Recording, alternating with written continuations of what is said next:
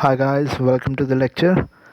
तो आज हम टॉपिक सेकंड कर रहे हैं, जो मैंने आपको बताया था कल कि हमारा रहेगा लोकल सेल्फ गवर्नमेंट पे। ठीक है, तो देखिए इसको हम क्यों पढ़ रहे हैं, इसका रीज़न ये है क्योंकि 30 साल होने वाले हैं। ठीक है, किसी भी चीज़ को 10 साल 20 साल 30 साल जब होते हैं तो यूपीएससी उस पर क्वेश्चन ज़रूर पूछता है। ठीक, तो आपको यहाँ पे अब ये चीज़ ध्यान रखनी है कि 30 साल होने वाले हैं इस गवर्नमेंट को, तो इस पे क्वेश्चन आने की पूरी पूरी उम्मीद है। तो इस पे क्वेश्चन किस तरीके का आ सकता है वो मैं आपको बताता हूँ। देखो, अभी यूपीएससी का जो एग्ज़ाम है, इससे क्या है कि आप ब्यूरोक्रेट्स बनेंगे। तो ब्यूरोक्रेट्स की जो सोच है वो सोच एक पॉजिटिव सोच होनी चाहिए। ठीक, ये आपको एक चीज़ याद रखनी है, कोई भी आप आंसर लिख रहे हैं उसमें पॉजिटिविटी शो करनी है। अब पॉजिटिविटी शो करने का ये मतलब नहीं होगा कि आप किसी भी चीज़ में जो नेगेटिव आप जो भी पार्ट देख रहे हैं उसको इग्नोर नहीं करना। अगर आपको कोई चीज़ ऐसी लगती है कि वो नेगेटिव है, ठीक है, तो उसकी नेगेटिविटी के साथ आपको ये बताना है कि उसका वे फॉरवर्ड क्या है। ठीक है, कि उसको हम किस तरीके से पॉजिटिव कर सकते हैं, ये चीज़ बहुत इंपॉर्टेंट है।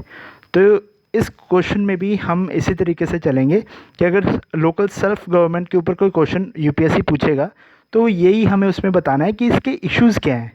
ठीक है, तो मैं इसमें आपको बताता हूँ कि इसकी अप्रोच क्या रहेगी। अप्रोच मैं हर एक क्वेश्चन की इसलिए लिखाता हूँ ताकि आपको पता रहेगा कि उस आंसर में लिखना क्या है। सबसे पहले आपको उसकी इंट्रो देनी है। ठीक है, इंट्रो के बाद आपको बताना है कि उसमें जो सिस्टमिक जो इश्यूज़ हैं, ठीक है, कि जो सिस्टम के जो इश्यूज़ हैं वो आपको बताने हैं। ठीक, उसके बाद में बताने के बाद आपको वे फॉरवर्ड भी तो बताना है। ठीक है, जो आपका काम है, ब्यूरोक्रेट का जो काम है वो आपको यहाँ पर बताना है। अगर आप ये वे फॉरवर्ड नहीं बताएंगे तो वहाँ से ये शो होगा कि आपकी जो सोच है वो सिर्फ नेगेटिव है। आप सिस्टम के सिर्फ जो नेगेटिव एस्पेक्ट्स हैं उसको ही सिर्फ आंसर में शो कर रहे हैं, कोई वे फॉरवर्ड नहीं दे रहे। That means you are not a good bureaucrat, right. Then आपको लास्ट में कंक्लूजन भी देना है इसमें। ठीक है, कंक्लूजन लास्ट में बहुत इंपॉर्टेंट है, और इसको पॉजिटिव कॉनोटेशन पे ही आपको रखना है, नेगेटिव कॉनोटेशन पे नहीं करना। कोई भी किसी भी चीज़ का आपको कंक्लूजन देना हो, राइट। तो इंट्रोडक्शन में हम क्या चीज़ लिख सकते हैं, सबसे पहले मैं हेडिंग देता हूँ इंट्रो। जैसे मैंने कल बताया था कि वर्ड लिमिट होगी हमारे पास, तो हम सब कुछ नहीं लिख सकते। जो भी इंपॉर्टेंट चीज़ें हमें उन्हीं को लिखना है और उनको हाईलाइट भी करना है, यानी कि अंडरलाइन आप कर सकते हैं। ठीक है, अब इंट्रो में आप ये चीज़ लिखेंगे कि 73rd और 74th इस कॉन्स्टिट्यूशनल अमेंडमेंट से हमारी लोकल सेल्फ गवर्नमेंट आई। ठीक, ये आपका फर्स्ट पॉइंट हो जाएगा। सेकंड पॉइंट में आप ये चीज़ लिखेंगे, ये फर्स्ट हो गया, और इस सेकंड पॉइंट में आप ये चीज़ लिखेंगे कि क्यों हमारी लोकल सेल्फ गवर्नमेंट को बनाया गया था। आपको पता होगा कि आर्टिकल नंबर 40 में उसको यूज़ करके हमने ये जो उसका जो ऑब्जेक्टिव है, उस आर्टिकल का जो ऑब्जेक्टिव है उसको यूज़ करके हमने 73rd and 74th constitutional amendment को लेकर आए, जिससे कि हमने लोकल सेल्फ गवर्नमेंट बनाई, राइट। तो इसमें जो आर्टिकल 40 है, इसमें ये चीज़ बताई गई है कि हमें क्रिएट करना है क्या, ये बहुत इंपॉर्टेंट है पॉइंट। इसको मैं पार्टिसिपेटरी डेमोक्रेसी, ये बहुत इंपॉर्टेंट है गाइस। ये कभी कभी प्री में भी आ जाता है, इसलिए ये याद रखना। जो पार्टिसिपेटरी डेमोक्रेसी है उसको लाने के लिए ये जो लोकल सेल्फ गवर्नमेंट है, राइट। तो ये इंट्रोडक्शन में आपका सेकंड पॉइंट आ जाएगा। तो जो थर्ड पॉइंट है उसमें आपको ये लिखना है कि जो 30 साल हो गए हैं इसकी एग्जिस्टेंस को, ठीक है, 30 ईयर से ये एग्जिस्ट कर रही है, ठीक, पर ये फेल हो गई है। ठीक है, फेल्ड, किस चीज़ में ये फेल हो गई है, ये फेल हो गई है एक इफ़ेक्टिव इंस्ट्रूमेंट बनने में। किस चीज़ के लिए, गवर्नेंस में, राइट। ये आपको लिखना है, ये बहुत ज़रूरी है। देखिए इसमें आपने स्टार्टिंग में ये बता दिया कि ये आई कैसे, 73rd एंड 74th अमेंडमेंट। फिर उसके बाद में आपने ये बता दिया कि ये क्यों लाई गई थी, क्योंकि आर्टिकल नंबर 40 में हमें ये बोला था कि क्रिएट करना है, ये डीपीएसपी का आर्टिकल नंबर 40 है, उसमें लिखा हुआ है कि क्रिएट करें एक ट्रूली पार्टिसिपेटरी डेमोक्रेसी को, ठीक। तो उसके बाद में हम लास्ट में ये बता रहे हैं कि 30 साल हो गए इसकी एग्जिस्टेंस को, तो ये फेल है, एक फेलियर हो गया इसका, यानी कि failed to B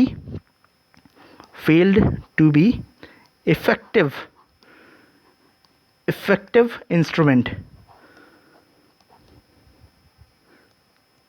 of governance, ठीक। इसमें इतना ही लिखेंगे, इंट्रोडक्शन इतनी देनी है आपको। उसके बाद में हम जो हमारा नेक्स्ट पार्ट है उस पर चलेंगे, जिसमें आपको इश्यूज़ बताने हैं कि क्या क्या इश्यूज़ हैं, ठीक। तो इसको मैं यहाँ पर लिख देता हूँ आपके कि सिस्टमिक इश्यूज़ क्या हैं, राइट। अब ये भी नोट करते जाइए, जो इसका फर्स्ट इशू है वो आपको ये बताना है कि ये जो स्टेट फाइनेंस कमीशन है ना, वो उतनी इफ़ेक्टिव नहीं है जितनी सेंट्रल फाइनेंस कमीशन है। तो मैं यहाँ पे लिखूँगा जो स्टेट फाइनेंस कमीशन है वो लेस इफ़ेक्टिव हैं देन सेंट्रल की जो फाइनेंस कमीशन है। सिर्फ फाइनेंस कमीशन जो है, आपको पता है कि स्टेट फाइनेंस कमीशन भी होती है और सेंटर की जो फाइनेंस कमीशन भी होती है। ये जो स्टेट की फाइनेंस कमीशन है, they are not as effective as central finance commission. आपको फर्स्ट पॉइंट ये दे देना है। सेकंड पॉइंट में मैं आपको एक बात बताना चाहता हूँ, आपको एक एग्जांपल देता हूँ। जो तमिलनाडु है, ठीक है, तमिलनाडु में अभी तक देखिए 2011 के बाद तमिलनाडु में कोई भी इलेक्शंस नहीं हुए हैं, पंचायत के या म्यूनसिपैलिटीज़ के कोई भी इलेक्शंस नहीं हुए। तो इस चीज़ को आप अपने पॉइंट 2 की एग्जांपल भी देंगे तमिलनाडु की, और साथ में आप ये लिखेंगे कि periodic elections are not held, ठीक। ये भी देखिए, ये भी एक सिस्टम का पॉइंट आ गया कि सिस्टम में इशू आ गया कि पीरियोडिक इलेक्शंस नहीं हो रहे हैं यहाँ पे, ठीक है, नहीं हो रहे। ये आपका सेकंड पॉइंट आ जाएगा। फिर आपको थर्ड जो इसमें इशू है वो इसमें आप लिखेंगे, उसमें आप कह दीजिए कि जो पावर्स हैं जो शेड्यूल 11 में दिए हैं, शेड्यूल 11 में जो पावर्स हैं वो सेटिस्फैक्टरी नहीं है, ठीक है। जो डेवोल्यूशन ऑफ पावर है, devolution of powers not satisfactory आप लिखेंगे, राइट। पर इसकी एक एक्सेप्शन है, आप साथ में एक एक्सेप्शन इसकी दे सकते हैं। एक्सेप्शन में क्या लिखेंगे कि कुछ स्टेट्स ऐसी हैं जहाँ पर ये जो डेवोल्यूशन ऑफ पावर है दे आर सेटिस्फैक्टरी। तो आप यहाँ पे लिख सकते हैं एक्सेप्ट, वो कौन सी स्टेट हैं, देखिए केरला, ठीक। सेकंड मध्य प्रदेश, एमपी लिख रहा हूँ मैं यहाँ पे, ठीक है। ये एग्जांपल्स हैं गाइस, एग्जांपल्स ज़रूर देना, यही जो आपके आंसर को थोड़ा अलग करेगा बाकी के आंसर से, राइट। और तमिलनाडु मैंने आपको ऊपर बताया था कि यहाँ पे पीरियोडिक इलेक्शंस नहीं हुए हैं, वो भी एग्जांपल आपने दे दी। फिर उसके बाद में हमने बताया कि 11th शेड्यूल में जो पावर्स हैं वो सेटिस्फैक्टरी नहीं है, मींस वो उसकी जो डेवोल्यूशन होती है वो सेटिस्फैक्टरी नहीं होती। स्टेट अपनी मर्ज़ी से कुछ भी दे सकती है पावर और नहीं भी दे सकती, राइट। पर ऐसा 2 स्टेट्स में नहीं देखा गया, यानी कि केरला और मध्य प्रदेश में, वहाँ पर पावर जो दी जाती है वो अच्छी खासी पावर दी जाती है पंचायत और म्यूनसिपैलिटीज़ को, राइट। उसके बाद में जो इशू है वो मैं यहाँ पर लिख रहा हूँ, आप इसमें लिखिए कि ये जो पंचायत हैं या म्यूनसिपैलिटीज़ हैं इसको एडमिनिस्ट्रेटिव वेसल की तरह यूज़ किया जाता है। दैट मीन्स कि ये जो प्रोग्राम्स जो सेंटर के हैं या जो स्टेट के हैं, मैं पहले यहाँ पे लिख देता हूँ आपके लिए, एडमिनिस्ट्रेटिव वेसल, ठीक है, एडमिनिस्ट्रेटिव वेसल्स।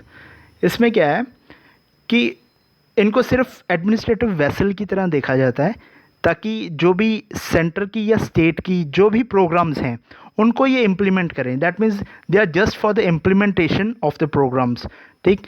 तो यहाँ पर क्या है कि ये खुद का काम तो कर नहीं पाएंगे ऐसे, अगर हम दूसरों का ही काम करते रहेंगे तो खुद का काम कब करेंगे, राइट। तो यहाँ पर ये वाला पॉइंट आपको ज़रूर लिखना है कि जो स्टेट है, स्टेट की या फिर जो सेंटर की है, या सेंट्रल और स्टेट की जो भी प्रोग्राम्स हैं, ठीक है, जितने भी उनके प्रोग्राम्स हैं ये उन्हीं को ही इम्प्लीमेंट करते हैं। That's why they are known as administrative vessels, right. तो अगला जो इशू है सिस्टम का, वो आप ये लिखेंगे कि जो टोकन रिप्रेजेंटेशन, ये मैं आपको भी समझाता हूँ। टोकन रिप्रेजेंटेशन,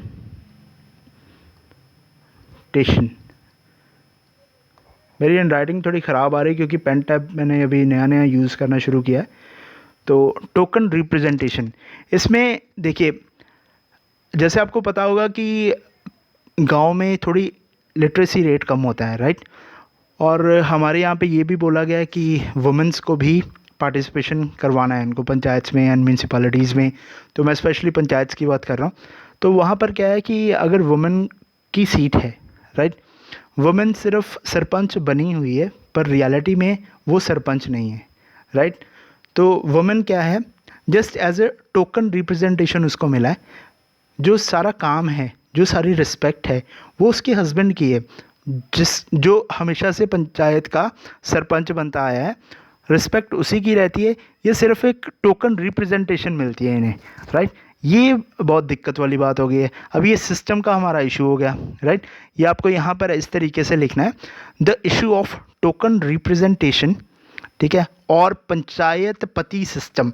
आप यहाँ पे लिख सकते हैं पंचायत पति सिस्टम, ठीक है। ये बहुत तगड़ा इसमें इशू आ रहा है, राइट। ये भी आपको याद रखना है।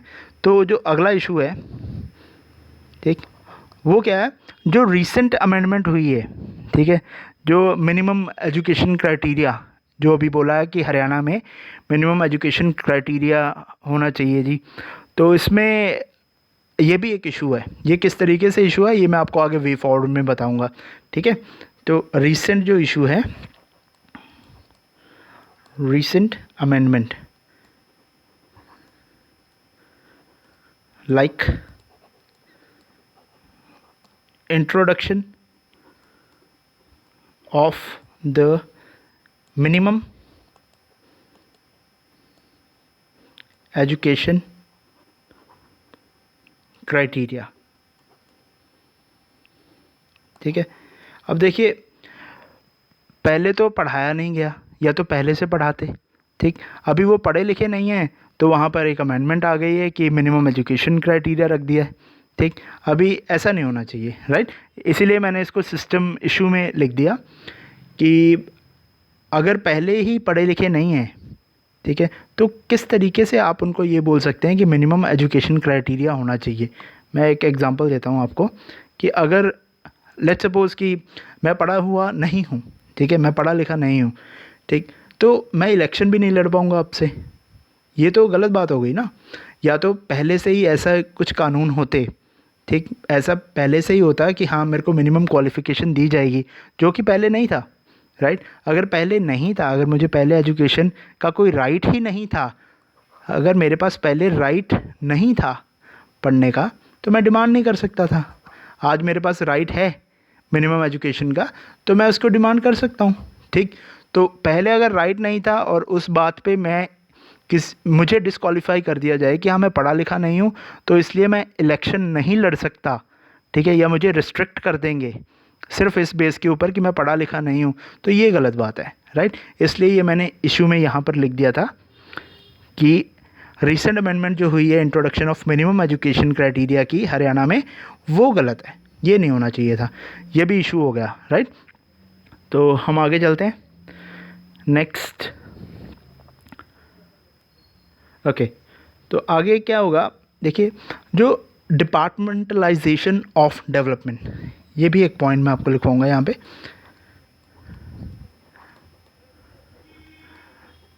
डिपार्टमेंटलाइजेशन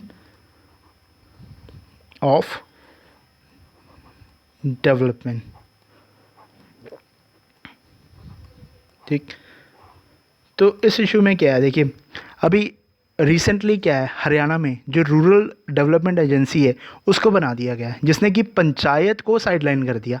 ये एग्जांपल आप देंगे, यहाँ पर क्या है, हरियाणा ने क्या बना दिया, रूरल डेवलपमेंट एजेंसी बना दी है, ठीक, जिसने क्या किया, पंचायत को साइडलाइन कर दिया। अब अगर डेवलपमेंट का काम ये एजेंसी करेगी तो पंचायत क्या करेगी? पंचायत को आपने सेकंड नंबर पे कर दिया। अब फर्स्ट नंबर पे आपने क्या किया, जो रूरल डेवलपमेंट एजेंसी है उसको आपने डेवलपमेंट का काम दे दिया। ये गलत बात है, ऐसे नहीं होना चाहिए, राइट। और ये तो बात मैंने की एक हरियाणा की, हरियाणा यानी कि स्टेट की बात की। अब सेंटर की अगर बात करें, सेंटर लेकर आता है स्मार्ट सिटी, ठीक, स्मार्ट सिटी के प्रोजेक्ट्स लेकर आता है। अब अगर स्मार्ट सिटी के प्रोजेक्ट्स लेकर आएगा और कंपनीज़ अगर इसमें काम करेंगी, ठीक है, अगर प्राइवेट कंपनीज़ को ये प्रोजेक्ट्स दे दिए जाएंगे तो फिर म्यूनसिपैलिटीज़ क्या करेंगी? ठीक है, म्यूनसिपैलिटीज़ क्या करेंगी? म्यूनसिपैलिटीज़ को आपने यहाँ पे सेकंड नंबर पे कर दिया, फर्स्ट नंबर पे आपने कंपनीज़ को कर दिया, क्योंकि अल्टीमेटली सेंटर लेकर आ रही है स्मार्ट सिटी के प्रोजेक्ट्स, ठीक है। तो वो अफेक्ट करेंगे autonomy of urban local bodies. यहाँ पे हम लिखेंगे जो ऑटोनॉमी है ऑफ अर्बन लोकल बॉडीज़, वो इफ़ेक्ट हो रही हैं due to smart city project. क्योंकि जो स्मार्ट सिटी प्रोजेक्ट है, मैंने आपको बता दिया, इसमें कंपनीज काम करेंगी, राइट। ये गलत है, ये भी हम पॉइंट इसमें लिखेंगे, राइट। अब देखिए, अब हमने ये सब कुछ बोल दिया कि हाँ ये भी ख़राब है वो भी ख़राब है, पर हमें खराबियों के साथ में एक वे फॉरवर्ड भी देना है। अगर वे फॉरवर्ड नहीं देंगे तो दिक्कत हो जाएगी। तो इसमें क्या है कि हमारा जो एग्ज़ामिनर है उसको लगेगा कि ये काफ़ी नेगेटिव थॉट्स लेके चल रहा है सिस्टम के लिए। हमें अगर कोई चीज़ ख़राब लगती है, लेट्स से कि अगर कोई सड़क ख़राब है, तो हम ये नहीं बोलेंगे हमेशा कि हाँ सड़क बहुत ख़राब है तो ये सड़क ऐसी नहीं होनी चाहिए थी। हमें हमेशा उसका वे फॉरवर्ड लेके चलना है, हमेशा एक पॉजिटिव कॉनोटेशन लेके चलनी है। हमें ये सोचना है कि हाँ ये सड़क बहुत ख़राब है, यहाँ पे इम्प्रूवमेंट के चांसेस बहुत हैं, राइट। कुछ पॉजिटिविटी के साथ चलना है। तो उससे क्या होगा, आपकी पॉजिटिव थिंकिंग होगी। जब पॉजिटिव थिंकिंग होगी वही चीज़ आपके आंसर्स में भी शो होगी, तो then you will succeed, right. तो मैं आपको अभी करवाऊँगा इसके पॉजिटिव या वे फॉरवर्ड। तो वे फॉरवर्ड करवाने से पहले मैं गाइस आपको बोलना चाहता हूँ कि अगर आपको वीडियो अच्छी लग रही है तो आपको लाइक भी करना है, शेयर भी कीजिए इस वीडियो को, और कमेंट भी कीजिए। आप बताएंगे कि आपको ये वीडियो किस तरीके की लग रही है, अच्छी लग रही है, नहीं अच्छी लग रही है, मेरी हैंडराइटिंग बहुत बुरी है, या कोई भी चीज़ आप इसमें लिख सकते हैं। पर आपके कमेंट्स बहुत वैल्यूएबल है।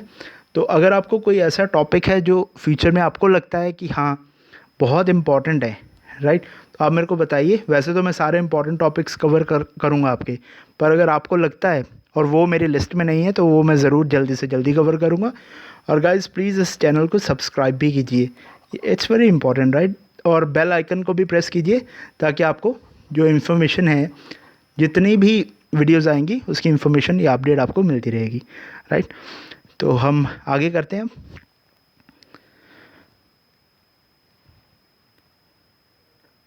ओके, तो हम कर रहे थे वे फॉरवर्ड।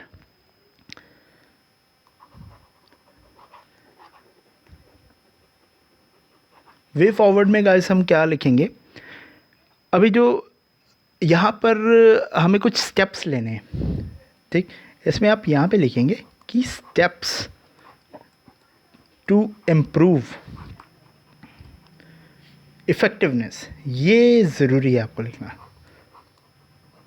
क्योंकि हमने ऊपर जितनी भी बातें की वो सिस्टम की इश्यूज़ की बात कर दी, ठीक है।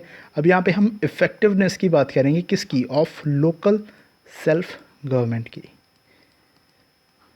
ठीक है। तो यहाँ पर हम शुरू करेंगे अब।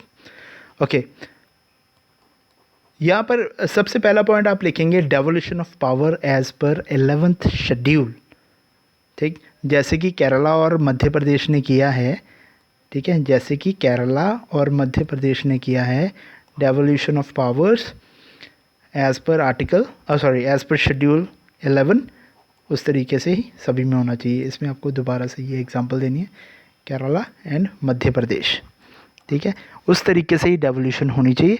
सेकेंड आप लिखेंगे जो रिजर्वेशन है, रिजर्वेशन किसकी? वुमेन की, उसको इंक्रीज़ कर देना है, उसको इंक्रीज़ करना चाहिए 33% से कितना कर देना चाहिए? 50%। तो इसकी कोई एग्जांपल है? यस है। क्या है इसके एग्जांपल? महाराष्ट्र।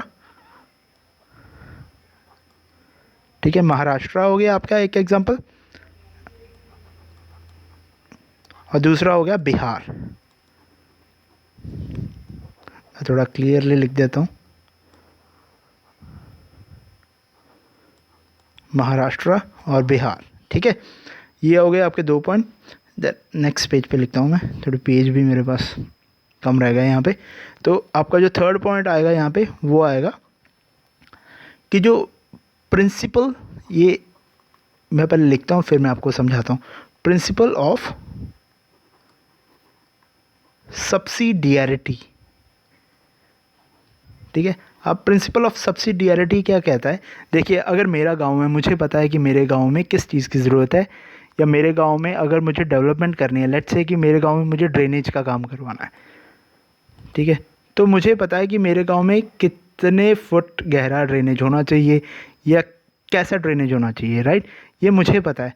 तो इसीलिए यहाँ पे प्रिंसिपल ऑफ सब्सिडियरिटी होना चाहिए। और ये सबसे इम्पोर्टेंट है कि ये 2nd ARC की भी रिकमेंडेशन है। ठीक है, क्या? कि प्रिंसिपल ऑफ सब्सिडियरिटी होना चाहिए। तो आप ये लिखेंगे बस इसमें, principle of subsidiarity as per जो हमारी 2nd एडमिनिस्ट्रेटिव रिफॉर्म कमीशन है। उसके बाद में आप लिखेंगे जो प्रॉपर्टी टैक्सेशन रिफॉर्म हमें चाहिए, प्रॉपर्टी टैक्सेशन रिफॉर्म ये चाहिए। क्यों? ताकि जो अर्बन बॉडीज़ हैं वो सेल्फ सफिशिएंट हो फाइनेंशियली। ठीक है, ये आपको एक पॉइंट इंट्रोड्यूस में करना है। इस पर काफ़ी देर से बात हो रही है कि प्रॉपर्टी टैक्सेशन रिफॉर्म हमें चाहिए ताकि जो हमारी अर्बन बॉडीज़ हैं वो सेल्फ सफिशिएंट हों फाइनेंशियली, सेल्फ सफिशिएंट हों फाइनेंशियली, राइट? उसके बाद में आपको लिखना है जो प्लेटफॉर्म है हमें, जैसे महिला ग्राम सभा है, ठीक है, ऐसे प्लेटफॉर्म में वुमेन की जो पार्टिसिपेशन है उनको इंक्रीज़ करना है। ठीक है, किस चीज़ में? डिसीजन मेकिंग प्रोसेस में। अब जो डिसीजन मेकिंग प्रोसेस है वो अगर वुमेन नहीं करेंगी, ठीक है, तो फ़ायदा क्या उनकी पार्टिसिपेशन का? तो इसमें आपको ये चीज़ लिखनी है कि प्लेटफॉर्म्स लाइक महिला ग्राम सभा, ठीक है, प्लेटफॉर्म्स लाइक महिला ग्राम सभा। ठीक है, इसमें क्या करना है हमें? जो पार्टिसिपेशन है वो बढ़ानी है, वुमेन पार्टिसिपेशन बढ़ानी है हमें।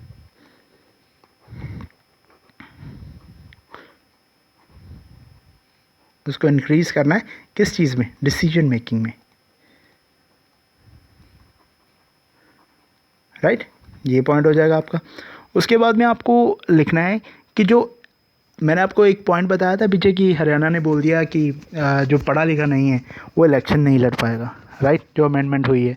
अब उसी के रिगार्डिंग मैं आपको एक पॉइंट यहाँ पे दिखाना चाहता हूँ कि implement reforms like adult education,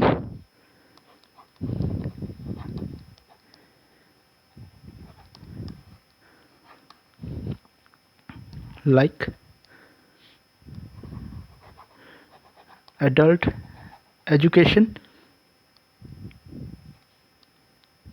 ठीक है, फिर right to free and compulsory education,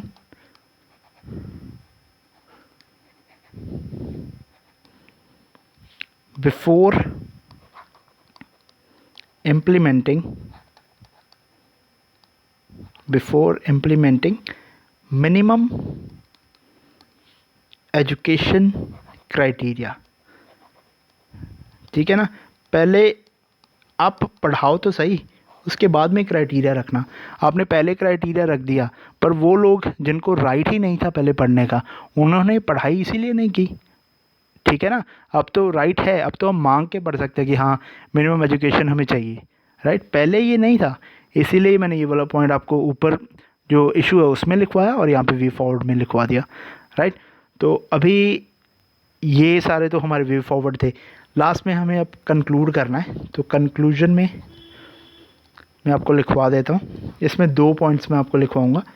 जो फर्स्ट पॉइंट आएगा उसमें यही है कि जो लोकल बॉडीज़ हैं उनको एम्पावर करना है, ताकि जो इंक्लूजन है, वुमेन पार्टिसिपेशन है, सॉरी जो इंक्लूजन और जो पार्टिसिपेशन है वुमेन की, ठीक है, उसको एम्पावर करना है हमें, राइट। ये पॉइंट आप लिखिए सबसे पहले। Local bodies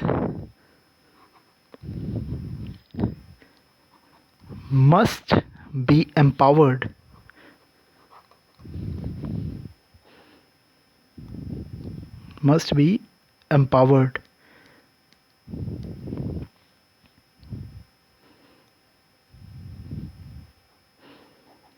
for inclusion, participation,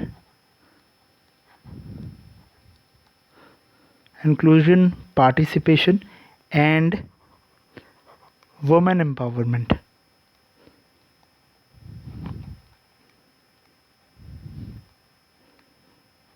ठीक है, इंक्लूजन करवानी, पार्टिसिपेशन और women empowerment at the grass root level. ये बहुत इम्पोर्टेंट पॉइंट है। और जो सेकंड आपको इसमें पॉइंट देना है वो देना जो इंस्टीट्यूशनल रिफॉर्म्स हैं, ठीक है, जो लोकल गवर्नेंस में हो रहे हैं वो इकोनॉमिक रिफॉर्म्स के साथ होने चाहिए, जैसा कि गांधी जी का जो विज़न था। ठीक है, तो इसमें मैं आपको ये बोलना चाहता हूँ कि जो ये नेक्स्ट पेज पे लिखता हूँ ये क्लियरली, ताकि आपको समझ आ जाएगा। दोबारा अगर आपको वीडियो देख के नोट्स भी बनाने होंगे तो दिक्कत नहीं होगी, क्योंकि इसके पीडीएफ्स अवेलेबल नहीं है, मैं पीडीएफ नहीं दे पाऊँगा आपको कोई भी। जो इंटीग्रेटिंग इंस्टीट्यूशनल